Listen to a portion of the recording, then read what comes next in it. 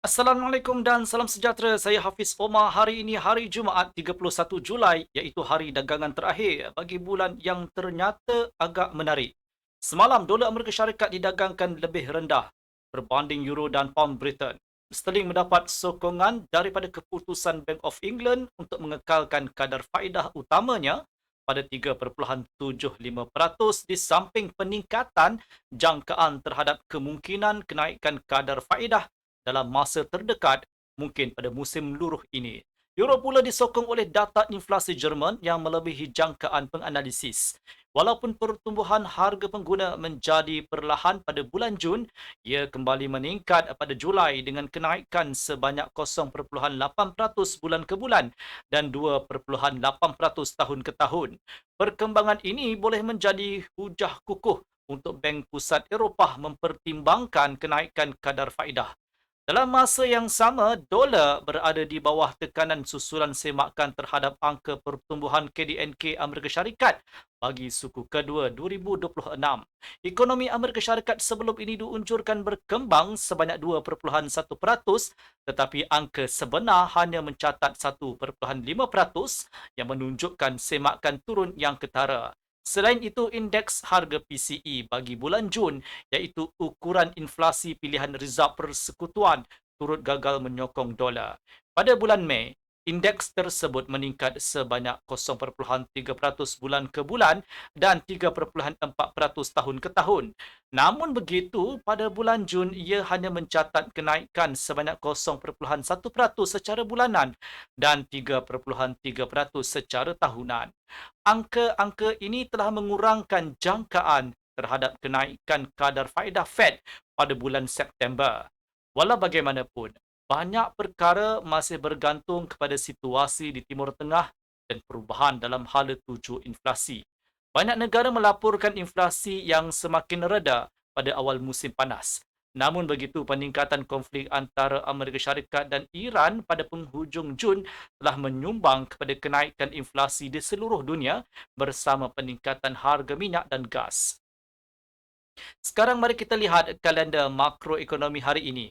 Antara keluaran utama ialah data harga perumahan United Kingdom dan kadar pengangguran Jerman bersama data inflasi dari zon euro.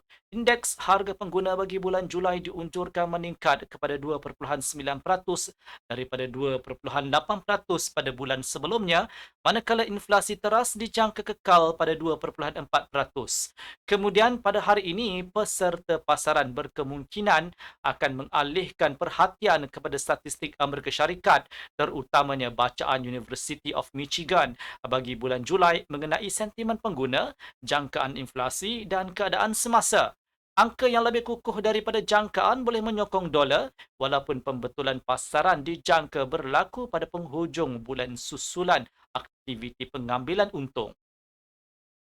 Beralih kepada analisis teknikal, carta 1 jam nur US dollar menunjukkan bahawa false breakout pada 1.1530 akan mencetuskan isyarat penjualan yang berpotensi menolak harga turun ke 1.1501. Penembusan di bawah paras ini boleh menekan euro lebih rendah ke 1.1482 sekaligus membuka laluan kepada penurunan yang seterusnya sehingga ke 1.1460.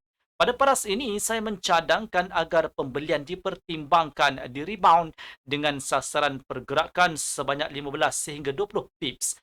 Pembelian boleh dipertimbangkan pada 1.1501 dan 1.1482 selepas false breakout. Dalam senario kenaikan, penembusan di atas 1.1530 akan menjana isyarat pembelian yang kukuh menolak euro naik ke 1.1557 dan membuka laluan ke 1.1592. Pada paras ini, penjualan di rebound wajar dipertimbangkan dengan sasaran pergerakan sebanyak 30 sehingga 35 pips. Kemasukan penjualan pada 1.1557 dan 1.1530 hanya wajar dibuat selepas false breakout. Beralih kepada pasangan GBP USD, false breakout pada 1.3421 boleh membuka peluang pembelian yang kukuh. Memandangkan tiada laporan penting dari United Kingdom dalam kalender ekonomi hari ini, aktiviti pembelian pada paras ini mungkin kekal lemah. Dalam senario ini, pembelian boleh dipertimbangkan selepas false breakout pada 1.3397 atau di rebound pada 1.3368 dengan sasaran pergerakan sebanyak 25 sehingga 30 tips.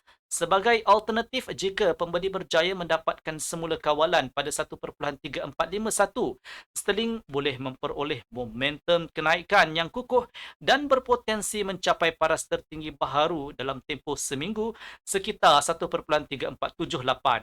Pada paras ini, penjualan selepas false breakout wajar dipertimbangkan. Jika pound meneruskan kenaikan ke 1.3509 atau 1.3548, paras-paras ini sesuai untuk kemasukan penjualan semasa rebound, juga dengan jangkaan pergerakan sebanyak 25 sehingga 30 tips. Sekian video analisis dari saya Hafiz Omar dan semoga berjumpa lagi.